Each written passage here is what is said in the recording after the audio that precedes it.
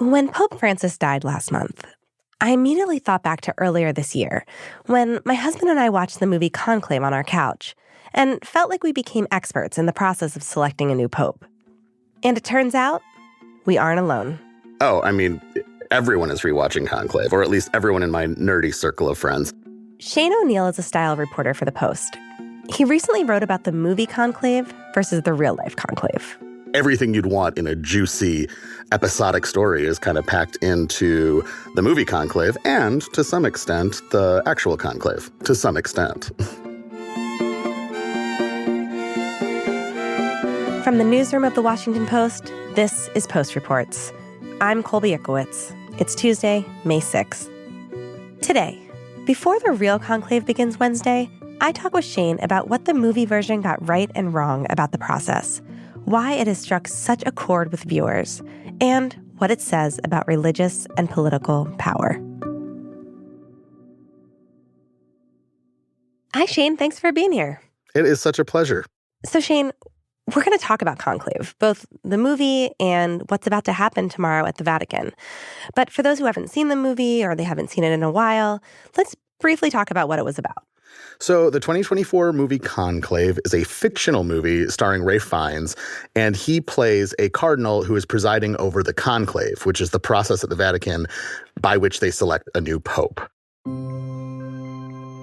At the beginning of Conclave, the pope has died. So the movie begins with the people closest to the pope gathering around as he's pronounced dead. What happened? Do you know? No. They say a heart attack, but there had been warnings. And this sets off the process of finding the next pope, where you call together a bunch of cardinals from all over the world. Well, Eminence, I'd say this is a pretty fair vision of hell. Well, don't be blasphemous, Ray. Hell arrives tomorrow when we bring in the cardinal. And they vote on who the next pope should be from the pool of themselves. So they're voting for and against each other. And they continue voting and praying for days until one candidate has a 2/3 majority and becomes the next pope. And among those cardinals who are in the running, you sort of have stand-ins for different ideologies within the Catholic Church. You have one cardinal, played by Stanley Tucci, who represents sort of a reformer and a more liberal approach to Catholicism. Tell them I stand for respecting other faiths, for tolerating other views within our own church, and tell them that I believe women should play more of a role in the curia. You have another cardinal who represents someone who wants to go back to the Latin Mass, someone who really wants to go to the conservative brass tacks of Catholicism. And you also have this dark horse who shows up uninvited and basically unannounced in the movie, who is not well known by the other cardinals present. And they don't know much about his history or much about what his future will be. He's the Archbishop of Kabul. Archbishop of where? Kabul. But he's Mexican. And the movie is about the machinations that happen during this conclave when they're cut off from the rest of the world. The cardinals don't have access to TV or movies or radio. There are jammers that are preventing them from accessing the internet, and they are not allowed to read newspapers or communicate at all outside of the locked walls of the Vatican where they are deciding the next pope.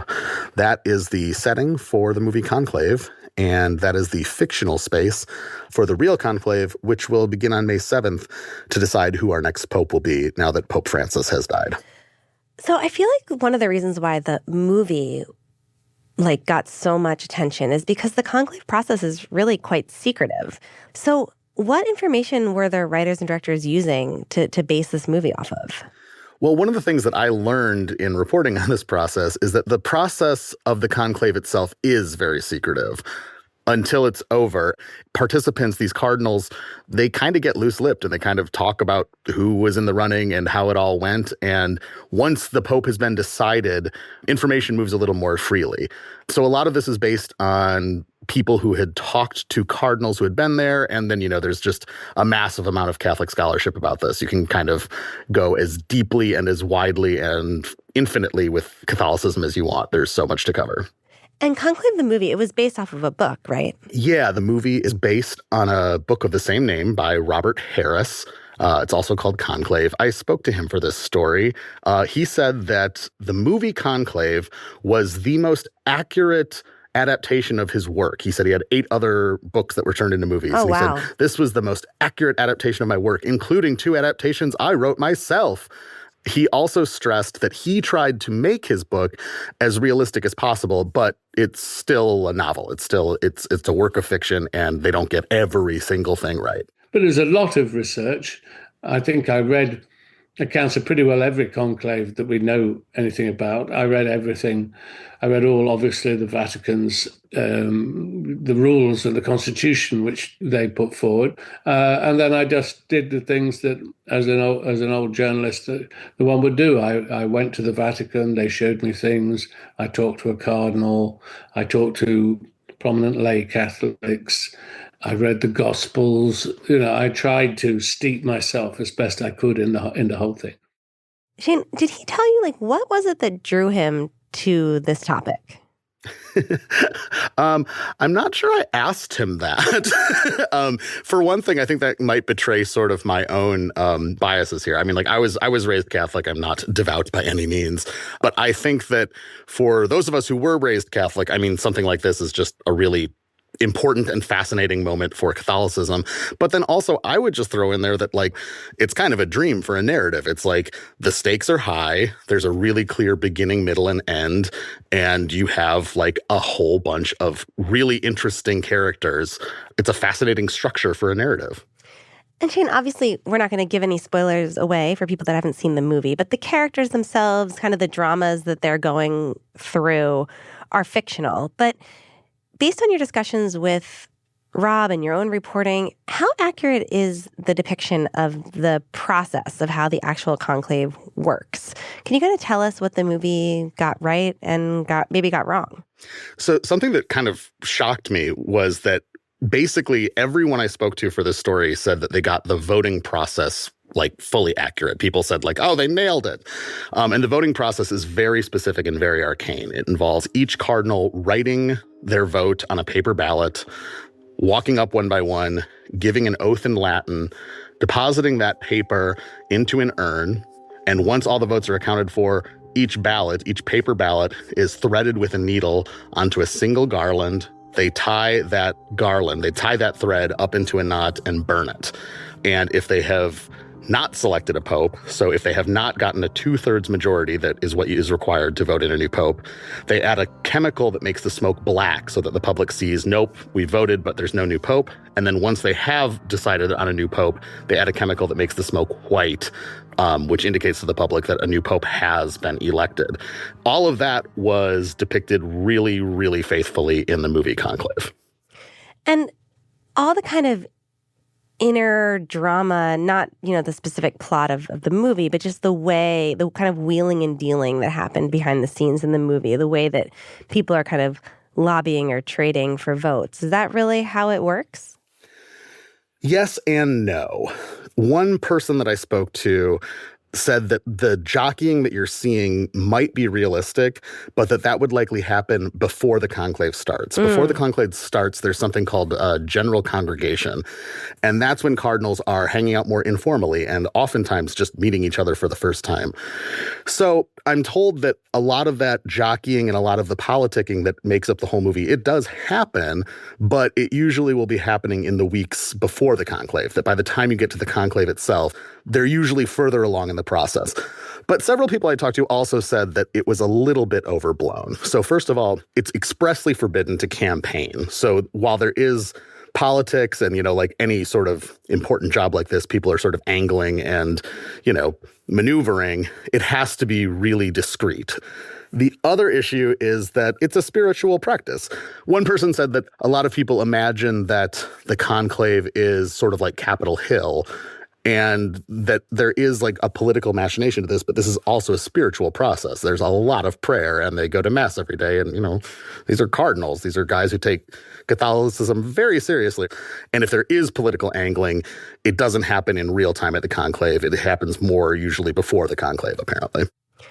And what I remember from the movie is that there was a real sense of ideology splits between the various cardinals that were potentially up for becoming pope. This idea that some were liberal or some were conservative. Is that how they're viewed within the conclave? So it's kind of hard to say how it's being read within the conclave itself, as in literally what the cardinals think of each other and if the cardinals are thinking in these terms. It's certainly the way that the press, especially the Italian press, which has long been fascinated with all things Vatican and all things, Pope related, that's certainly the way that it plays out in the press. And it's happening to some extent on this particular conclave. So again, this is all to some extent conjecture because things can change and no one is really going to be certain until the Pope is elected. In this particular conclave, two of the frontrunners are Cardinal Pietro Parolin.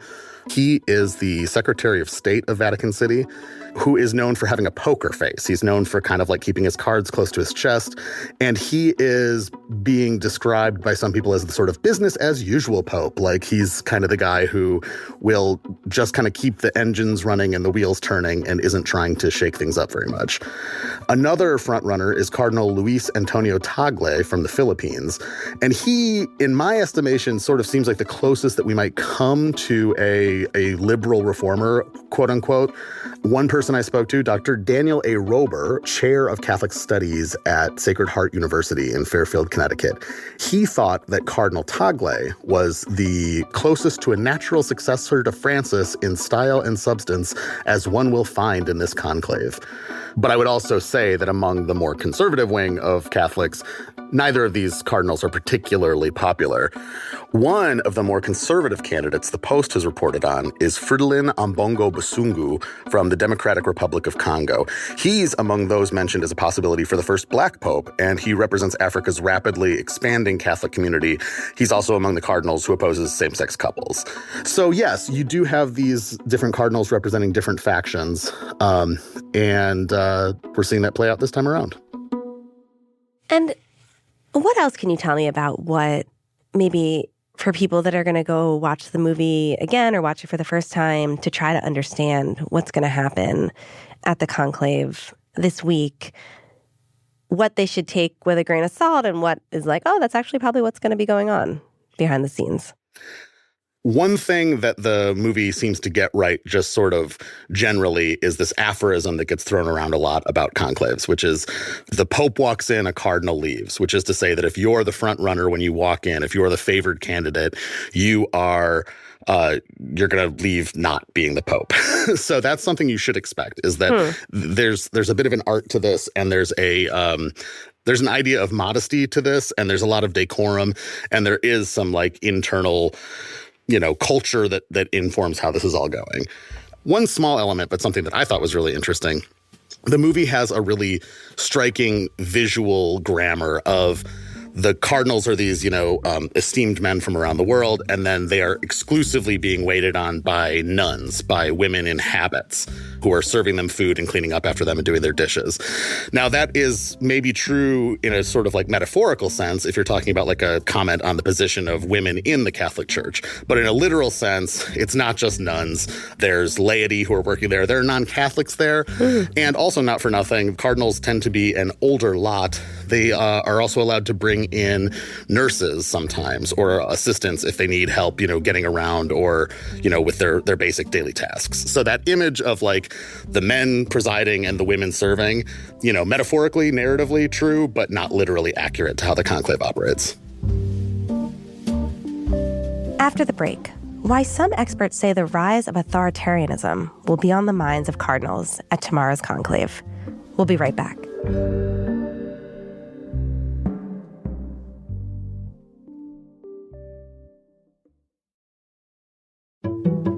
My name is Tom Seitzma, and I am the food critic for The Washington Post. I think a lot of great restaurant meals are like great books, films, or concerts. You don't necessarily need them to live, but don't they make life more worth living?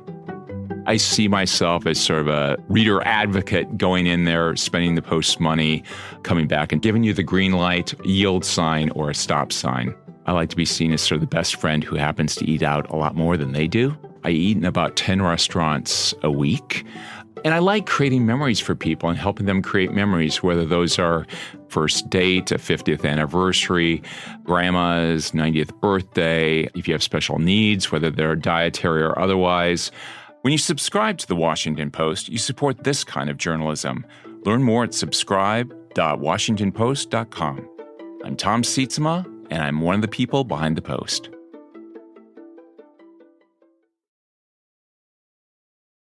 So, Shane, the movie was extremely well received when it came out last fall. It was nominated for Academy Awards.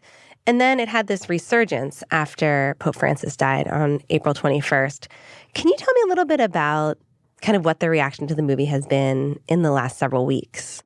The movie Conclave has been available to watch via video on demand services since last fall.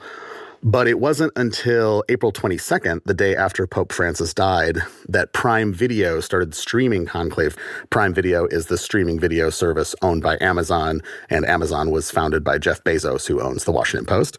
They made the canny decision the day after the death of Pope Francis to put it on streaming. So the statistic that I read via The Wrap was that viewership of the movie had increased 3,200% Wow. the week after Francis's death compared to the week before. So more people are watching this at home than they ever were before. There's sustained interest in like the palace intrigue of the Vatican. There's, the Young Pope, the Jude Law show, and The Two Popes, which is another movie that's on Netflix that also got a huge bump after the death of Pope Francis. But this is, the highest profile and the freshest. So, it's on a lot of people's minds. I don't mean to be crass, but like the timing is really good for this movie. Yeah. I mean, what do you think it is about the Pope that makes him such a interesting figure, that you mentioned other Hollywood treatments, that make people so intrigued to understand kind of the backgrounds and the behind the scenes of what it is to be a pope and becoming a pope? Well, as a style reporter, I mean, there's just a lot of pageantry there. Like the Catholic ceremony has a lot of, robes and jewelry and, Right. A lot of gold and white and red. So just from an aesthetic point of view, there's a lot of visual interest. That might sound a little facile, but I think that's part of it, that there is a lot of there's a lot of visual interest in the papacy and in Catholicism in general. I'll also say, I was raised Catholic, but if you are not raised Catholic, if you just go to a Catholic Mass, it's a very confusing thing. Even now that, it's been in English since the 60s, since Vatican II. But even in English, it all feels kind of arcane and a little bit mysterious. So I think there's always just sort of an element of mystery and curiosity about what the heck is going on in a Catholic ceremony. And there's no higher authority in the Catholic Church than the Pope. And then just sort of on a very basic level, the Pope has big authority, much more so in places besides the United States. The Catholic Church is growing much more quickly in the global South and in other countries, and especially in a lot of those places, what he says and how he approaches theology can have really big implications worldwide. And then there's also just the fact that what this person says is really important. I believe in the movie, they refer to the Pope as being the most famous person on the planet. I think that that's arguably true. So there's a lot of celebrity, just straight up celebrity. And there's also just a lot of power and a lot of sway and a lot of influence that the Pope has. So I think it's a heady combination of all of those things. And it all happens, if you lock anything up, if you put anything behind closed doors, people are going to be excited and curious about it. And Shane, this is a little bit tangential, but speaking of power and ego, I wanted to get your thoughts on the photo that President Trump posted over the weekend of himself as the Pope. Is he going to be our dark horse in the election of the Pope this week? Well, Donald Trump cannot be Pope. To be a Pope, you have to be Catholic and male. You have to have been baptized in the Catholic Church. I think Trump was baptized in the Presbyterian Church or another Protestant church. That doesn't transfer. Also, just for centuries, they've only selected popes among cardinals. So no, Donald Trump is not going to be the next Pope. As far as the impact of that image, I mean, nothing should surprise us with Donald Trump. It's a really unusual move by a world leader, especially the president of the United States. But, Trump operates outside of all sorts of norms.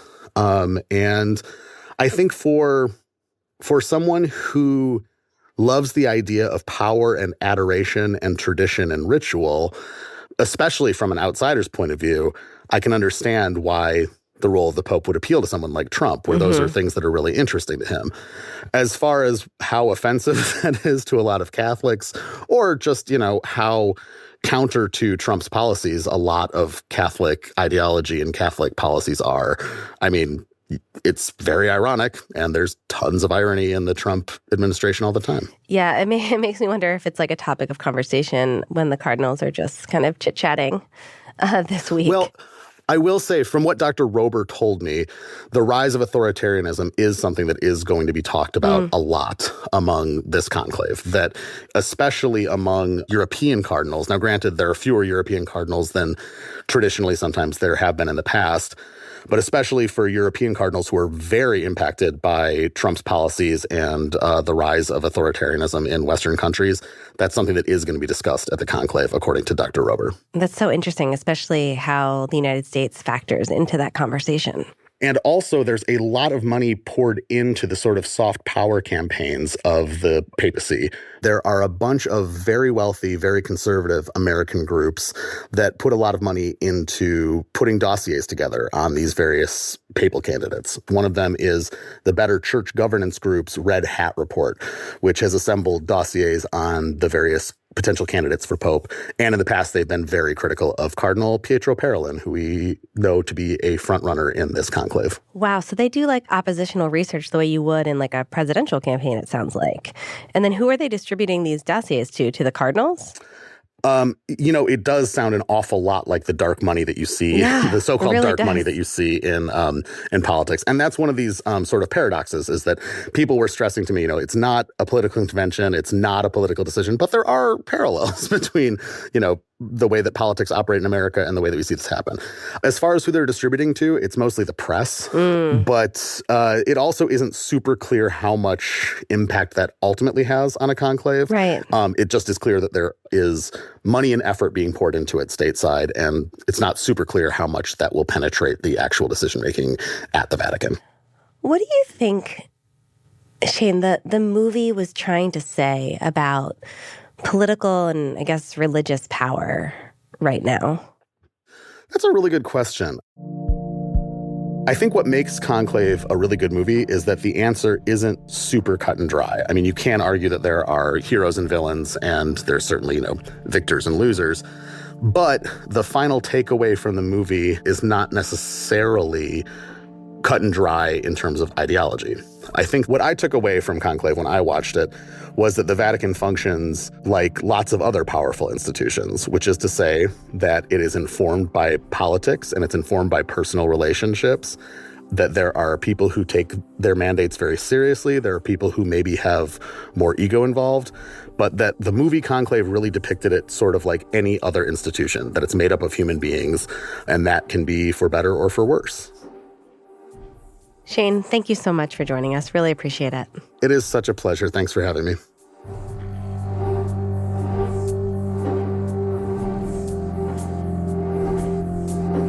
Shane O'Neill is a style reporter for The Post and writer of the Style Memo newsletter. That's it for Post Reports. Thanks for listening. Today's episode was produced by Rennie Svironofsky with help from Ariel Plotnick and Peter Bresnan. It was mixed by Sam Baer and edited by Lucy Perkins. Thanks to Carla Spardos. I'm Colby Ickowitz. We'll be back tomorrow with more stories from The Washington Post.